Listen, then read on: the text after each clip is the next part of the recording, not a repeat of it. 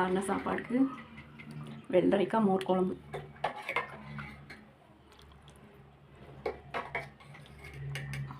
நிறையா மோர் குழம்பு ஊற்றி அடிக்கிற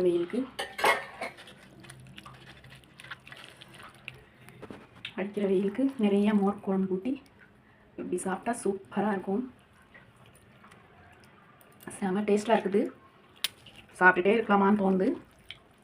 வெள்ளரிக்காய் மாதிரி இல்லை, சொரக்காய் மாதிரி தான் இருக்கும். அதில் கொஞ்சம் அப்பளம் வச்சு சாப்பிட்டா சூப்பராக இருக்கும்.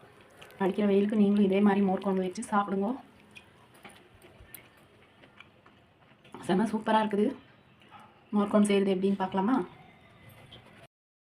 ஹாய் ஃப்ரெண்ட்ஸ், எல்லாம் எப்படி இருக்கிறீங்க? இன்றைக்கி வெள்ளரிக்காய் மோர் குழம்பு செய்கிறது எப்படின்னு பார்க்கலாம் வாங்க. இந்த வெயிலுக்கு ரொம்ப சூப்பராக இருக்கும். இந்த வெயிலுக்கு என்ன குழம்புமே பிடிக்க மாட்டேங்குது. மோர் குழம்பு, தயிர், மோர் அதுதான் பிடிக்குது.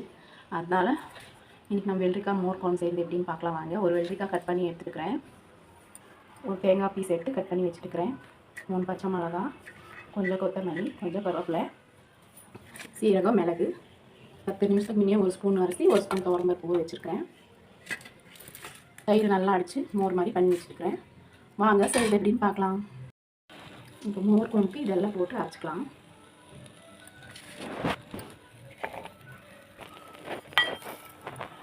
தயிர் பேஸ்ட்டாக அரைச்சி எடுத்துகிட்டு வந்துடலாம். அடிக்கிற வெயிலுக்கு தயிர், மோர் எல்லாம் நிறைய சேர்த்துட்டு மோர், எலுமிச்சை மிளகு ஜூஸு அரைச்சிட்டு வந்தாச்சு. ஒரு பாத்திரத்தில் ஊற்றிக்கலாம். மோர் குழம்பு செய்கிற பாத்திரத்தில் ஊற்றிக்கலாம். இதில் தண்ணி மிக்ஸ் பண்ணி ஊற்றிக்கலாம். எவ்வளோ தண்ணி வேணுமோ. அது அரிசி பருப்பு போட்டதுனால கொஞ்சம் திக்னஸ் வரும். இன்னும் கொஞ்சம் தண்ணி ஊற்றலாம். சின்ன ஸ்பூனில் 1 ஸ்பூன் மஞ்சள் தூள் போட்டுட்டு நல்லா கலந்து அதுக்கு ஸ்டவ் பற்ற வச்சு ஸ்டவ் மேலே வச்சிடலாம். நல்லா கொதிக்கிட்டும். பச்சை வாசனை போகிற அளவுக்கு கொஞ்சம் நல்லா கொதிக்கிட்டும். ஒரு கொதி வந்ததும் வெள்ளரிக்காய் போட்டுக்கலாம். நம்ம நல்லா கொதிக்கிட்டு பாருங்க.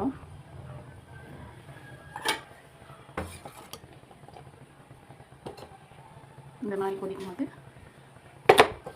நம்ம வெள்ளரிக்காய் வெட்டி வச்சு வெள்ளரிக்காவை போட்டுக்கலாம். வெள்ளரிக்காய் வந்து சொரக்காய் மாதிரியே இருக்கும். சூப்பராக இருக்கும்.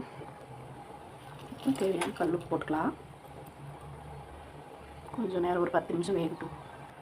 வெள்ளரிக்காய் அப்படியே கரைச்சின்னு சாப்பிட்றவங்களுக்கு சீக்கிரமாகவே ஆட் பண்ணிக்கலாம்.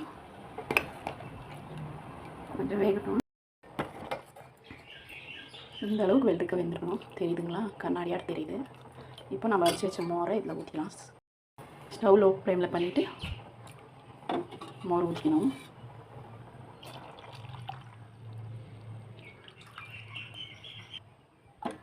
கொதிக்க விடக்கூடாது. கொஞ்சம் நேரம் சூடு ஏறுற வரைக்கும் வச்சுக்கணும். இப்போ இதுக்கு ஒரு தாளிப்பு கொடுத்துடலாம். கொஞ்சோண்டு எண்ணெய் ஊற்றிக்கலாம். கொஞ்சம் போதும். ஸ்டவ் ஆஃப் பண்ணிடலாம்.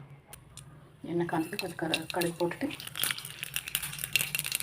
2 வரமிளகா போட்டு கொஞ்சம் சீரமாக போட்டாலும் நல்லாயிருக்கும். போட்டுக்கணும்.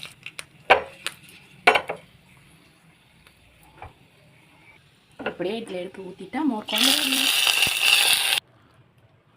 சூடாக சாப்பிட்றத விட ஆரம்ப பிறகு சாப்பிட்டா சூப்பராக இருக்கும். சுவையான மோர் குழம்பு ரெடி. வீடியோ பிடிச்சிருந்தா லைக் பண்ணுங்கள், ஷேர் பண்ணுங்கள், கமெண்ட் பண்ணுங்கள். சப்ஸ்கிரைப் பண்ணாதவங்க பண்ணிவிட்டு பாருங்கள். நெக்ஸ்ட்டு நாளைக்கு எந்த மோர் குழம்புன்னு பார்க்கலாம். பாய். அடிக்கிற வெயிலுக்கு நல்லா சாப்பிடுங்க மோர், தயிர் எல்லாம். பாய். இஞ்சி ஒரு துண்டு போட்டிருக்கிறேன். வீடியோவில் ஸ்கிப் ஆயிடுச்சு.